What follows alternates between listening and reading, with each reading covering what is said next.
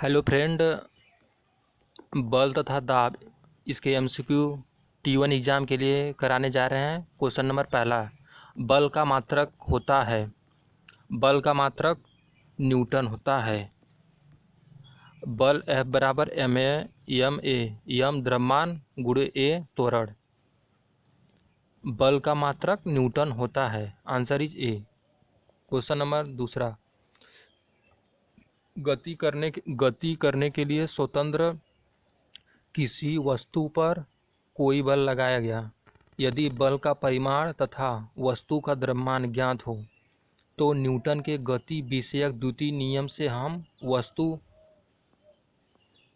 वस्तु का त्वरण ज्ञात कर सकते हैं। Answer is C. गति करने के लिए स्वतंत्र किसी वस्तु पर कोई बल लगाया गया। यदि बल का परिमाण तथा वस्तु का द्रव्यमान ज्ञात हो तो न्यूटन के गति विषयक द्वितीय नियम से हम वस्तु का त्वरण ज्ञात कर सकते हैं। दूसरा का आंसर इज सी। तीसरा का, बल F द्रव्यमान m त्वरण a में संबंध है। आंसर इज F बराबर m a। Answer is D. तीसरा का answer is D. Question number 7, एक पिंड पर नियत बल कार्य कर रहा है तो पिंड गति कर रहा है एक समान त्वरण से। एक पिंड पर नियत बल कार्य कर रहा है तो पिंड गति कर रहा है एक समान त्वरण से। 7 का answer is B. Question number 8, newton second मात्रक है। न्यूटन सेकेंड मात्रक है बल के आवेग का। क्वेश्चन नंबर 8 का answer is a. Newton second मात्रक है बल के आवेग का। क्वेश्चन नंबर 9, यदि दो वस्तु ए तथा बी के द्रव्यमान क्रमशः 6 किलो तथा 34 किलो हो तो बी का जड़त्व ए से अधिक होगा। बी का जो जड़त्व है ए से अधिक होगा। जिसका भार ज़्यादा होगा उसका जड़त्व अधिक होगा। बी का भार 34 किलो है और ए का भार 6 किलो है तो बी का जड़त्व अधिक होगा ए से। 9 का answer is B. Question number 10वां, न्यूटन के गति विषयक तृतीय नियम के अनुसार क्रिया तथा प्रतिक्रिया से संबंध बल। Answer is C. सदैव भिन्न भिन्न वस्तुओं पर ही लगते हैं। न्यूटन के गति विषयक तृतीय नियम के अनुसार क्रिया तथा प्रतिक्रिया से संबंध बल सदैव भिन्न भिन्न वस्तुओं पर ही लगते हैं। 10वां का answer is C. Question number 4, cricket की गेंद को लपकते समय खिलाड़ी अपने हाथ पीछे खींचता है जिससे हाथ में आघात कम लगे। Answer is a. क्रिकेट की गेंद को लपकते समय खिलाड़ी अपने हाथ पीछे खींचता है जिससे हाथ में आघात कम लगे। Answer is a. Question number 5, संवेग का मात्रक होता है। संवेग का मात्रक किग्रा मीटर प्रति सेकंड। Answer is a. संवेग का मात्रक किग्रा मीटर प्रति सेकंड। आंसर इज ए 5 का। क्वेश्चन नंबर 6, जब किसी वस्तु की गति त्वरित होती है तो उस पर सदैव कोई बल कार्य करता है। जब किसी वस्तु पर गति होती है तो उस पर सदैव कोई बल कार्य करता है। 6वां का answer is D. Question number 11, यम द्रव्यमान के किसी पिंड का संवेग निर्भर करेगा। यम द्रव्यमान के किसी पिंड का संवेग निर्भर करेगा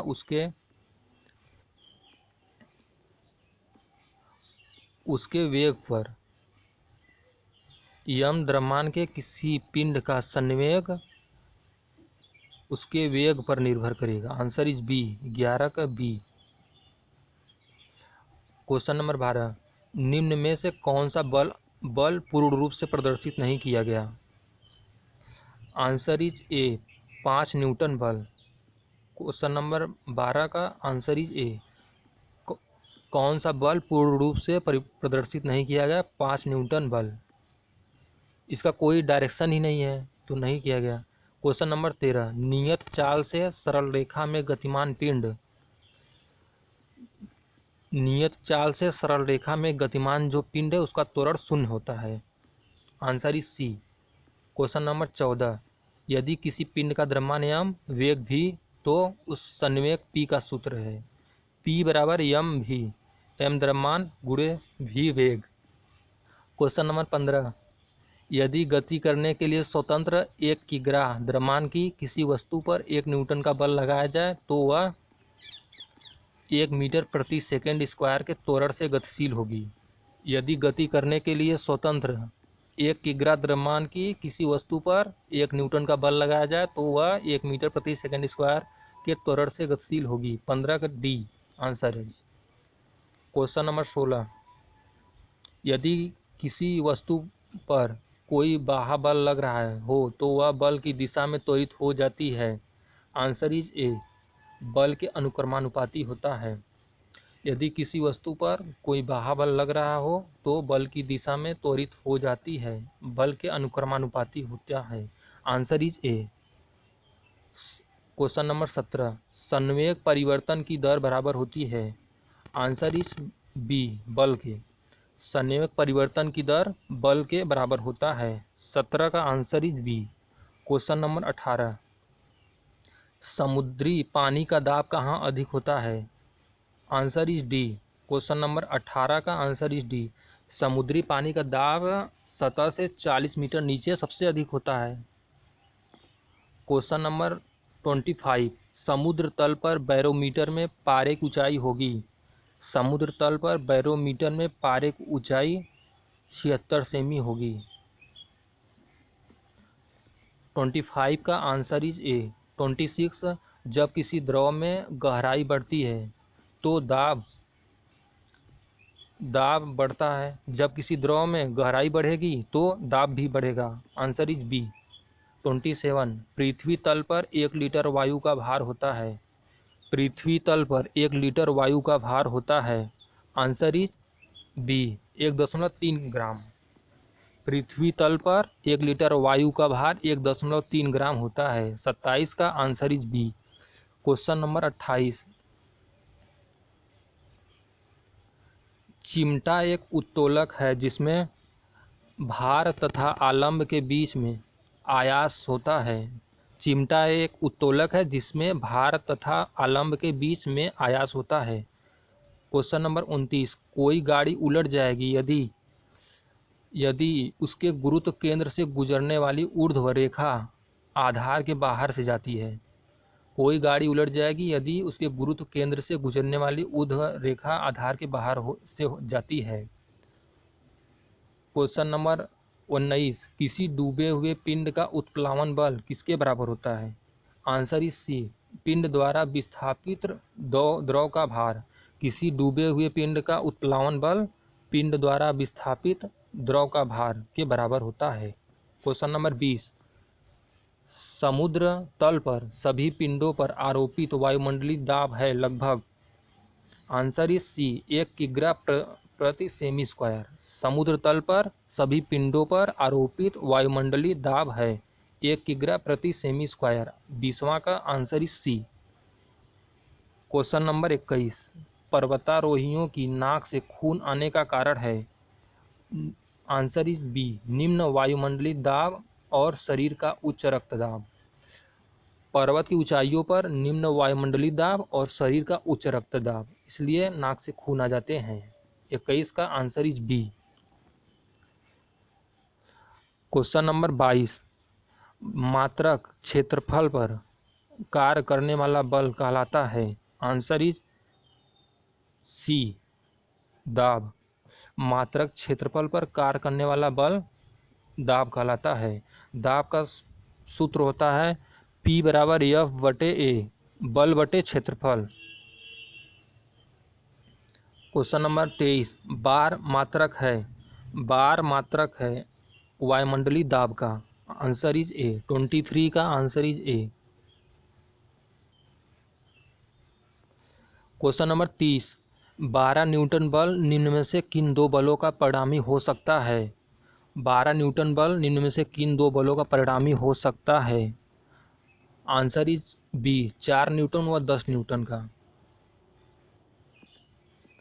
12 न्यूटन बल निम्न में से किन 2 बलों का परिणामी हो सकता है। 4 न्यूटन व 10 newton. Answer is B. Question number 31, सदिश राशि में होता है। सदिश राशि में परिमाण व दिशा दोनों होता है। सदिश राशि में परिमाण व दिशा दोनों होता है, अदिश राशि में दिशा नहीं होती है। क्वेश्चन नंबर 32, निम्न में अदिश राशि है। आंसर इज बी, आवेश। आवेश एक अदिश राशि है। बल, संवेग, आवेग ये सब सदिश राशि है। क्वेश्चन नंबर 33, अंगूठी का गुरुत्व केंद्र होता है। आंसर इज सी, उस बीच के खाली स्थान में। अंगूठी का गुरुत्व केंद्र बीच के खाली स्थान में होता है। आंसर इज सी 33 का। क्वेश्चन नंबर 22, मात्रक क्षेत्रफल पर कार्य करने वाला बल कहलाता है। आंसर इज सी, दाब, क्योंकि दाब बराबर बल बटे क्षेत्रफल। क्वेश्चन नंबर 23, बार मात्रक होता है वायुमंडलीय दाब का। बार मात्रक होता है वायुमंडलीय दाब का। आंसर इज ए 23वां का। लोहे की पट्टी, लोहे की एक पट्टिका धागे की सहायता से किसी द्रव में थोड़ी सी डुबाई जाती है। इस पिंड पर द्रव द्वारा आरोपित उत्प्लावन बल पट्टिका के भार में कमी कर देता है। अगर एक लोहे की पट्टी को धागे से बांधकर द्रव पानी में डुबाई जाती है तो उसके भार कम कर देता है। यह किसके बराबर होता है? 25 का। पिंड द्वारा विस्थापित द्रव का भार। अगर किसी पिंड को धागे द्वारा बांधकर पानी के अंदर डाला जाता है तो पिंड द्वारा विस्थापित द्रव का भार के बराबर होती है। क्वेश्चन नंबर 34, यदि एक छड़ पर दो बराबर बल परस्पर विपरीत दिशाओं में अलग अलग बिंदुओं पर लगाए जाए तो उनका परिणामी बल शून्य होगा। यदि एक छड़ पर दो बराबर बल आप परस्पर विपरीत दिशाओं में अलग अलग बिंदुओं पर लगाया जाए तो उनका परिणामी बल शून्य होगा। क्वेश्चन नंबर 35, दरवाजा खोलने के लिए एक मनुष्य 5 न्यूटन का बल दरवाजे के लंबवत तथा कब्जे से 40 सेमी दूर लगाता है। मनुष्य द्वारा आरोपित बल आघूर्ण होगा।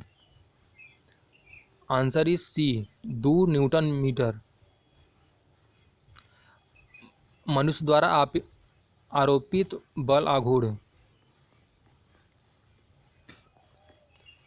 फार्मूला होता है बल आघूर्ण बराबर बल गुणे डिस्टेंस, ताऊ बराबर एफ डी। तो 5 में 40 सेमी का मल्टीप्लाई कर देंगे और 40 सेमी को मीटर में चेंज करेंगे तो 40 गुणे 10⁻² गुणे 5 तो 2 न्यूटन मीटर आएगा। 35 का आंसर इज सी। 36 का, एक उत्तोलक का यांत्रिक लाभ 3 तथा भार भुजा 0.5 मीटर है, उसकी आयास भुजा की लंबाई होगी। 36 का answer is B, 1.5 metre.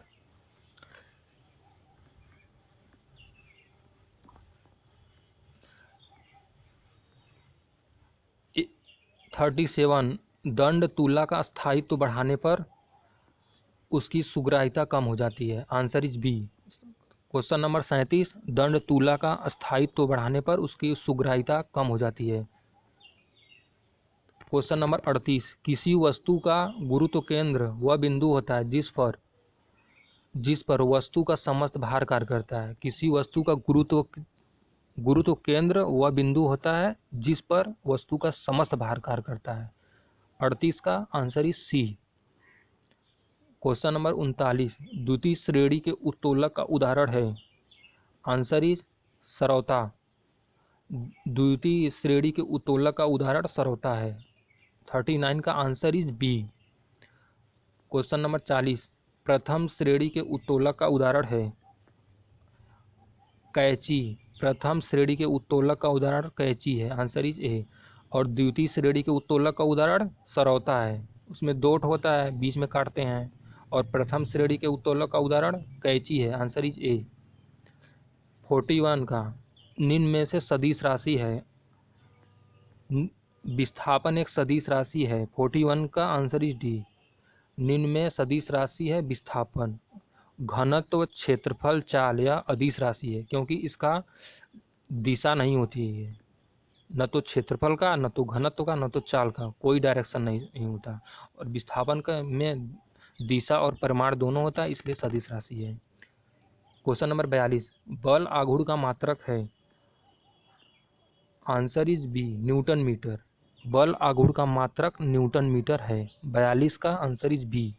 Question number 43, बल युग्म के प्रभाव से वस्तु घूर्णन गति करती है। बल युग्म के प्रभाव से वस्तु घूर्णन गति करती है। 43 का answer is B. Question number 44, असमान मोटी छड़ के एक सिरे पर कुछ भार रख देने से उसका गुरुत्व केंद्र भार की ओर हट जाएगा। असमान मोटे छड़ के एक सिरे पर कुछ भार रख देने से उसका गुरुत्व केंद्र भार की ओर हट जाएगा। Answer is B. Question number 45, आपस भारी एक बच्चा एक झूले की कीली से 2 मीटर दूर बैठा है। उसको ऊपर उठाने के लिए आपको कीली से कितनी दूरी पर बैठना चाहिए? आंसर इज 45 का सी, 2 मीटर से अधिक। क्वेश्चन नंबर 46, बल युग्म में दो बराबर तथा विपरीत बल कार्य करते हैं जिनकी क्रिया रेखा भिन्न होती है। बल युग्म में दो बराबर तथा विपरीत बल कार्य करते हैं जिनकी क्रिया रेखा भिन्न होती है।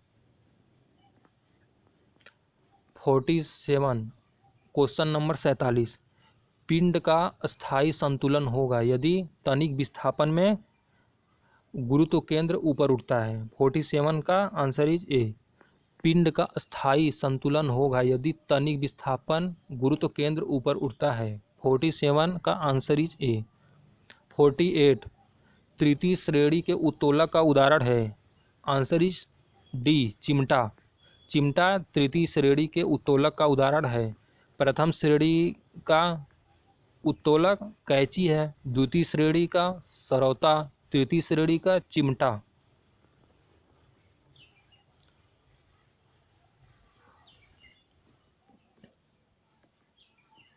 गुरुत्वाकर्षण बल यह बराबर फार्मूला होता है G(m1m2/r²। इसका डायमेंशन मतलब बीमा होता है m-1 L3T-2 और कार्य का बीमा होता है mL²T⁻²। ऊर्जा का भी कार्य वाला ही होता है। ऊर्जा का बीमा होता है mL²T⁻²।